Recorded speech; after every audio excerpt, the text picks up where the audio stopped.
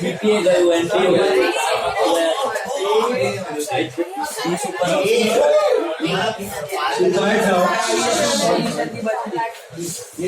Super આવ્યું તો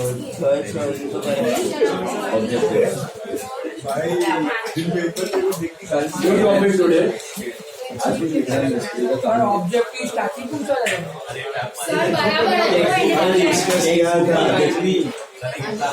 पूरा टेक्स्ट बुक पूरा अपना स्टैंडर्ड टेक्स्ट बुक से था objective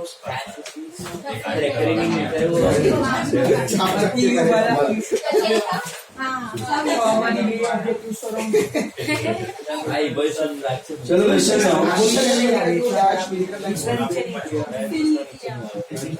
Pay attention. Now this is a series of topics. Okay, there are 3 topics connected back to back. Admission of a partner, retirement of a partner, and death of a partner. And the concept is more or less based on final account stuff. Just that final accounts are made at the end of the year. ये आप एक दिन में बना दोगे final account, 1 day का final account, ऐसे सब. ओके, एंट्रीज जब मैं डिस्कस करूंगा आपको समझ में आ जाएगा. So till now we have already completed what? We have completed bills of exchange, we have completed final accounts. Bills of exchange का सम होता है 10 मार्क का, और ऑब्जेक्टिव में प्रोफॉर्मा आ गया तो 5, 1 मार्क का दूसरा objective. Final account 12 mark, objective में 2 से 3 मार्क, लेट्स कंसीडर 2 मार्क्स. तो 15, 16 प्लस 12, 28 प्लस 2, 30 मार्क्स का portion out of 80 marks. You have already completed 30 marks का portion out of 80 marks of your board paper. तो ऑलरेडी हो गया. अभी ये जो एडमिशन ऑफ अ पार्टनर है, इसका वेटेज होता है 10 मार्क्स, और ये ऑप्शन में आता है. ये पहला ग्रुप का ऑप्शन है. पहला ग्रुप में 4 टॉपिक्स होता है. पहला ग्रुप में 4 टॉपिक्स होता है. जैसे 4 topics are there in the first group. First number 0.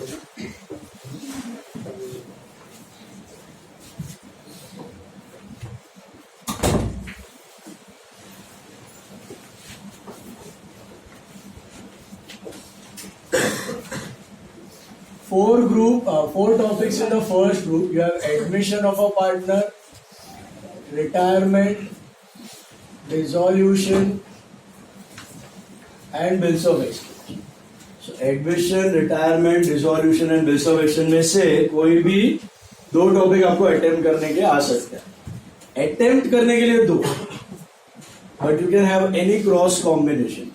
Admission retirement में से 1 करो, बीओई डिसोल्यूशन में से 1 करो, एडमिशन डिसोल्यूशन में से 1 करो, बीओई रिटायरमेंट में से एक छोड़ सकते, 1 छोड़ सकते हो. बस 4 में से 3 टॉपिक्स तो आपको मजबूत रीत से आना जरूरी है.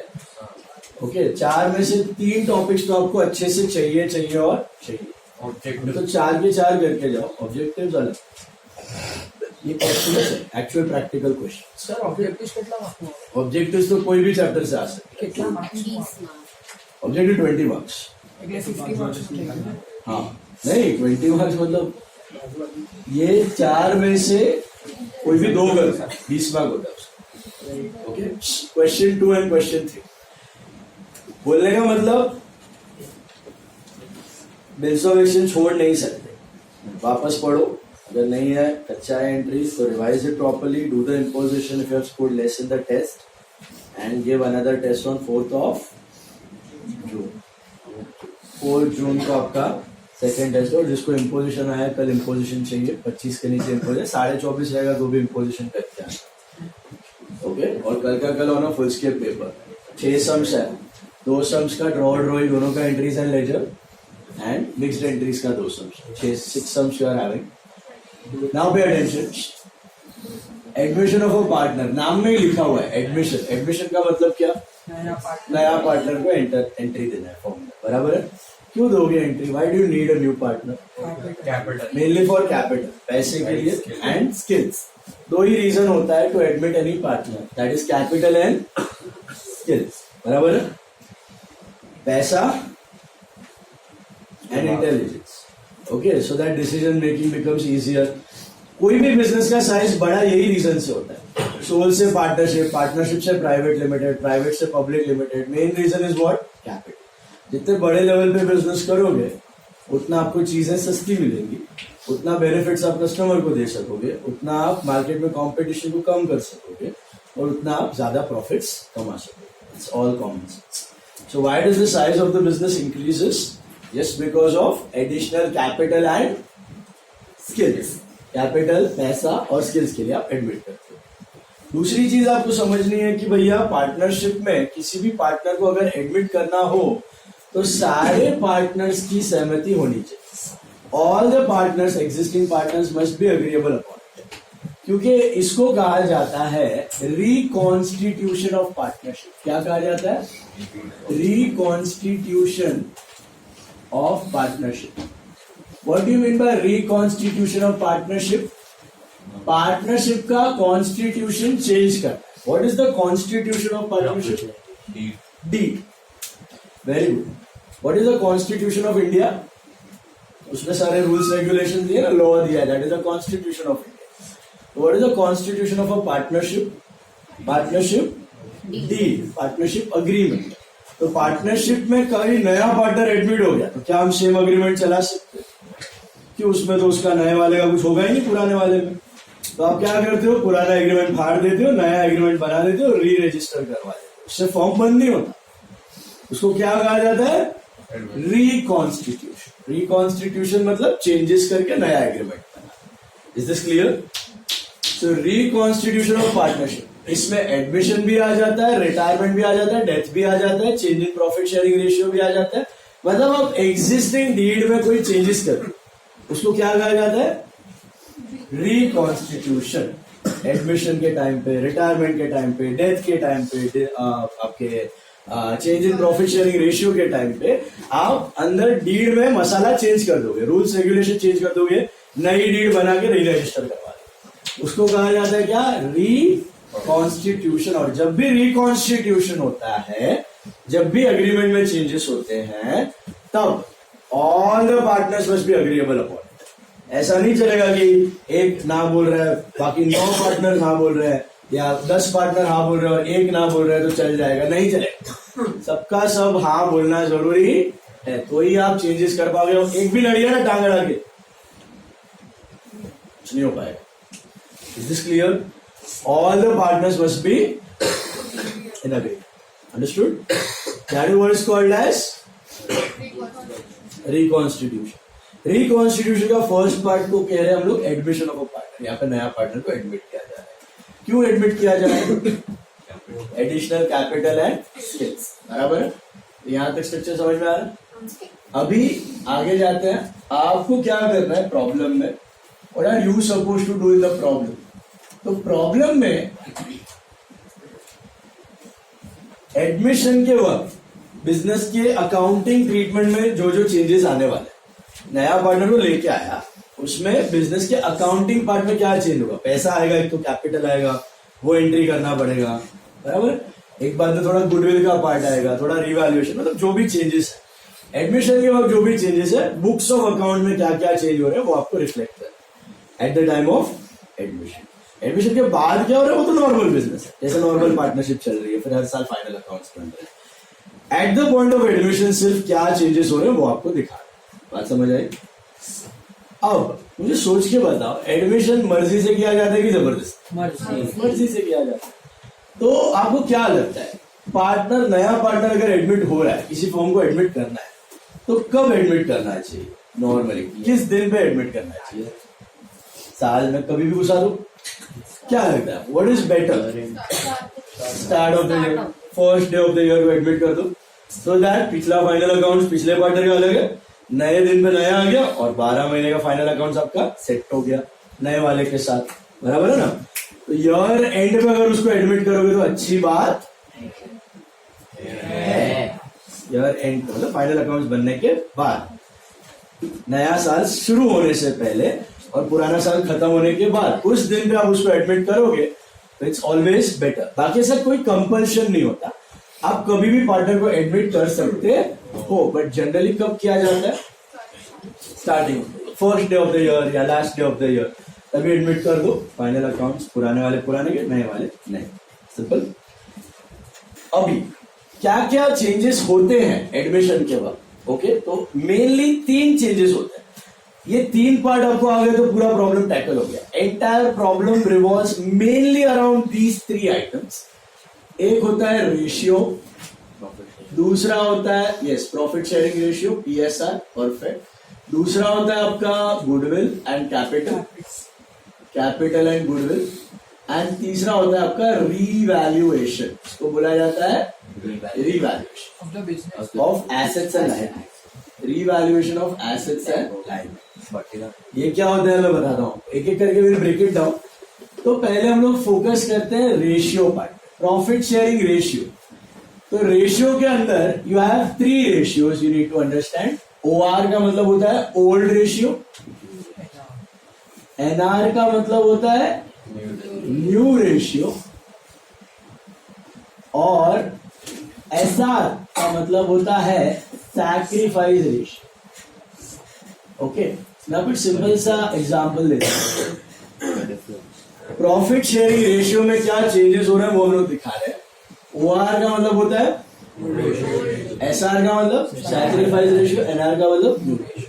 ये 3 रेशियोज आपको समझने हैं at the time of admission. Okay, at the time of admission. Now let's pay attention to the ratio part. Suppose there are 2 partners. Problem में ऐसा ही होगा कि आपको 2 पार्टनर दिए जाएंगे और तीसरा एडमिट होने वाला होगा। It is never going to be 3+1 or 4+1 or 5+1 or 6+1 problem. It is always generally, आज तक बोर्ड्स में it is always been 2+1, मतलब 2 existing पार्टनर थे और नया एडमिट हो रहा है, बराबर है। तो लेट अस अज्यूम A और B ये पुराने पार्टनर्स थे, एग्जिस्टिंग पार्टनर्स थे, इनको कहा जाता है ओल्ड पार्टनर्स, इनको कहा जाता है ओल्ड पार्टनर्स। और इनके बीच में प्रॉफिट शेयरिंग रेशियो था 3:2, जो आपने देखा हुआ है फाइनल अकाउंट्स में। A और B के बीच में PSR चल रहा था 3:2। अगर इसको परसेंटेज में कन्वर्ट करोगे तो कितना बनेगा? 60-40, करेक्ट। 60% एंड 40%। 60% शेयर A का है, 40% शेयर B का है, बराबर है। अब 60-40 में इसको क्या कहा जाता है? 60-40 A और B मतलब कौन थे? ओल्ड पार्टनर्स, एग्जिस्टिंग पार्टनर को ओल्ड पार्टनर, तो इसको कहा जाता है ओल्ड प्रॉफिट शेयरिंग रेशियो या old ratio. What do we call it? Old profit sharing ratio या ओल्ड रेशियो। पहला वाला क्लियर है? Existing partner they share profits and losses in which ratio? Old ratio, that is called old ratio. Now इनको नया partner को admit करना है expansion के लिए। Let us name that partner C। A B है और C नया एडमिट करना है। अभी एट प्रेजेंट सीन क्या है? सपोज ये आपका प्रॉफिट का पाई है, पाई चार्ट। इसमें ये प्रॉफिट फिलहाल 2 जन के बीच में बट रहा है, दैट इज A का 60% है एंड B का 40%। Agree? This profit is getting divided at present between 2 partners A and B। A को 60% मिल रहा है, B को 40%, या फिर उसको बोलो 3:2। अभी C को बिजनेस में घुसाना है, C को बिजनेस में घुसाना है, तो यही प्रॉफिट C के आने के बाद कितने लोगों में डिवाइड हो? 3। तो C को कुछ हिस्सा देना पड़ेगा बिजनेस का। तो हम उसको वो हिस्सा कौन से बेसिस पे दिया जाता है? वो कितना कैपिटल ला रहा है, कितने वैल्यू का बंदा है, ज्यादा इन्फ्लुएंशियल है कि नहीं, वो सब मैटर करता है उसको। तो सपोज ये सब में आपको दिया होगा कि C को आप एडमिट कर रहे हो विद 1/5 शेयर। C को आप एडमिट कर रहे हो विद 1/5 शेयर, मतलब 20%। मतलब C को बोला जा रहा है कि देख भैया तू पार्टनरशिप में एडमिट होगा ना, तो तेरे को आने वाले प्रॉफिट्स का कितना हिस्सा मिलेगा? 20%, 20% हिस्सा मिलेगा। इसी को शार्क टैंक में इक्विटी कहा जाता है। जो पार्टनर को आप हिस्सा दे रहे हो ना नए बिजनेस में, वो कैपिटल ला रहा है, उसके लिए आप उसको शेयर दे रहे हो बिजनेस का। ये बिजनेस पार्टनरशिप का है, इसके लिए उसको पार्टनरशिप का शेयर कहा जाता है। और ये अगर कंपनी होती है तो इसको शेयर ऑफ इक्विटी कहा जाता है। यही शार्क टैंक में आपने देखा है कि 1% इक्विटी के लिए 1 लाख रुपीज या 2% इक्विटी के लिए 10 लाख रुपीज, जो भी वो लोग डिमांड करते हैं, ऑफर करते हैं, फिर बार्गेन करते हैं वगैरह। रिमेम्बर? तो ये चीज पार्टनरशिप में वो 20%, मुझे सी को एडमिट करना है तो उसको 20% ए और बी ऑफर कर रहे हैं, और सामने वो कैपिटल लाएगा, थोड़ा गुडविल का पैसा लाएगा और स्किल्स वगैरह अपने लेके आएगा। समझ में आया? तो आप उसको कितने शेयर के लिए लेके आ रहे हो? 20%। तो अब होगा क्या, यही जो प्रॉफिट्स हैं, instead of getting divided between 2 partners, they will get now divided between 3. So can I make the profit 120%? Is it possible? No. इसी में से देना है ना, तो इन दोनों का कम होगा, इन दोनों का तो कम होगा ही होगा, गारंटी है ना। अपने में से ही शेल आउट करके देना पड़ेगा। तो ये सी घुस गया 20% शेयर के साथ, 1/5 शेयर के साथ।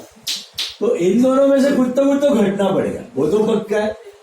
अब सोचो इसमें से ए कितना बलिदान देगा और 60%। बी कितना बलिदान देगा। 3:2 रेशो में ए को कितना देना पड़ेगा और बी को? क्या 10-10% ठीक रहेगा? 10-10 ना, इक्वल कर देते हैं दोनों का, 15/5 कर देते हैं, 12/8 कर देते हैं कि 5/15 कर देते हैं। क्या लग रहा है? रेशो में ही जाएगा। क्यों 3:2 में लग रहा है? क्योंकि देखो यही लॉजिक है। इक्वली मत करो। देखो इक्वली करोगे ना, ए खुश होगा, बी रोएगा। क्यों पता है? ए के प्रॉफिट में से इक्वली, सपोज ये 20% इक्वली करता 10-10%, तो ए कितना दे रहा है?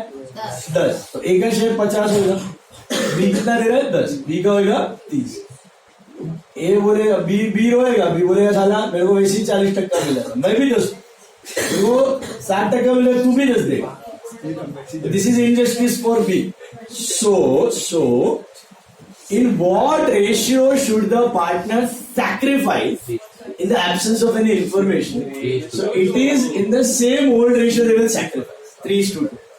Means, please be quiet, keep your guesses in your minds. Suppose this is 20%, this is 20%, this will be sacrificed by A and B in the ratio of 12% and 8%. Logic समझा इसका? जिसका ज्यादा शेयर ऑफ प्रॉफिट उसका ज्यादा sacrifice. Common sense. जो ज्यादा कमा रहा था वो ज्यादा सैक्रिफाइस करेगा, जो कम कमा रहा था वो कम सैक्रिफाइस करेगा। इसी को कहा जाता है सैक्रिफाइस रेशियो। इसी को कहा जाता है, what is sacrifice ratio? The ratio in which existing partners forgo their share in favor of a new partner. The ratio in which existing partner give up their share in favor of the new partner. A कितना हिस्सा sacrifice कर रहा है, B कितना, उसको जो नए को 20% मिल रहा है उसमें से A कितना दे रहा है, B कितना दे रहा है, उसको क्या कहा जाता है? Sacrifice. That is what is called as sacrifice. ये समझ में आया? तो in our example, OR was 3:2. In the absence of any information, SR is also 3:2. लेकिन प्रैक्टिकली या सम्स में भी ये चेंज हो सकता है। जरूरी नहीं है कि हर बार सैक्रिफाइस 3:2 में ही हो। सपोज ए और बी की पार्टनरशिप फॉर्म है, ए को अपने भतीजे को लेके आना है बिजनेस में, बी को ठीक लग रहा है, भतीजा है क्या, ठीक है काम में ठीक है, नहीं मेरा भतीजा मेरा, तो बी मान गया चलो। लेकिन बी ने कंडीशन रखी कि भैया देख, अगर तू उसको ला रहा है ना, तू 15% दे, मैं 5% ही दे, मंजूर है तो बोल। बी ए को क्या बोलेगा, तू कितना सेक्रीफाइस कर, उसको दे रहे ना 20%, 20% उसको देना है ना। बी क्या बोलेगा, तेरे को तेरा भतीजे को लाना है, तू 15% सेक्रीफाइस कर, मैं खाली 5% करेगा। ऐसा कंडीशन रखा है और ये लोग ने अग्रीएबल है, तो ऐसा भी हो सकता है सेक्रीफाइस, तो कुछ भी सेक्रीफाइस रेशियो हो सकता है। अभी ए और बी पार्टनर है, ए बुढ़ा हो गया, ए को अपने बेटे को लाना है पार्टनरशिप फॉर्म, बोला मेरा सारा कामकाज अभी मेरा बेटा संभालेगा, ऐसा सब। तो बी बोला देखो तेरे बेटे को लाने का, मेरे को उससे कुछ फायदा नहीं है, फर्क नहीं पड़ने वाला है, तू ही सारा सेक्रीफाइस कर, पूरा का पूरा 20% तू ही दे उसको, मैं एक ठेला नहीं देने वाला, मेरा शेयर जितना है पहले था उतना ही रहना चाहिए। ए बोला चलो ठीक है, मेरे को गरज है, मैं लेके आया। तो ऐसा भी हो सकता है। पूरा का पूरा सेक्रीफाइस एक ही पार्टनर कर सकता है, ऐसा भी पॉसिबल है, तो 0:1 हो जाएगा या 1:0 हो जाएगा sacrifice ratio. So it all depends between understanding between the two partners. हम लोग क्या अज्यूम कर रहे हैं कि इन the absence of any information हम लोग क्या लॉजिक अप्लाई करेंगे, कितना सेक्रीफाइस किया जाएगा, ओल्ड रेशियो। अगर ओल्ड रेशियो 3:2 है तो सेक्रीफाइस भी 3:2। और बोर्ड्स में ऐसा ही आता है जहां पे old ratio is equal to sacrifice ratio. बहुत रेयर सिचुएशंस में, बोर्ड्स में तो आया ही नहीं है कि ओल्ड रेशियो और सेक्रीफाइस रेशियो अलग हो, ये सीए में आता है। ओल्ड और सेक्रीफाइस अलग वाला कंसेप्ट सीए में, बोर्ड में तो old ratio is equal to sacrifice. लेकिन हम लोग दोनों प्रॉब्लम करें जहां पे ओल्ड रेशियो इक्वल टू है और नहीं भी है, वो भी मैं करवाऊंगा, ठीक है सर 50-50 होती कंडीशन हो सकता है। हाँ 50-50 1:1 10-10 इक्वल भी हो सकता है, इक्वल भी हो सकता है, 15-5 भी हो सकता है, 5-15 भी हो सकता है, 20-0 भी हो सकता है, 0-20 भी हो सकता है। It all depends between the partners. Is this clear? बताओ मुझे, हमने क्या सीखा? What is old ratio? The ratio between the partners. Old ratio मतलब पार्टनर्स, एक्सिस्टिंग पार्टनर जो शेयर कर रहे हैं ना जिस रेशियो, उसको कहा जाता है ओल्ड रेशियो। दूसरा रेशियो है sacrifice ratio. What is sacrifice? नया पार्टनर को घुसाना है, उसको भी शेयर ऑफ प्रॉफिट देना पड़ेगा, है ना, 20%, 30%, 40%, 50%, कुछ तो देना पड़ेगा। वो कौन देगा? Old partner. ओल्ड पार्टनर ही देंगे। उसको जो 20% मिल रहा है उसमें ए कितना दे रहा है, बी कितना दे रहा है, उसको बोलते हैं सैक्रिफाइस। उसको जो हिस्सा मिल रहा है उसमें how much is given by A and how much is given by B, that ratio is called as sacrifice. Suppose दोनों 10-10% देते तो क्या होता है सैक्रिफाइस रेशियो? 1:1। 15% और 5% देते तो 3:1, 5 और 15 देते तो 1:2। अंडरस्टूड? ऐसा।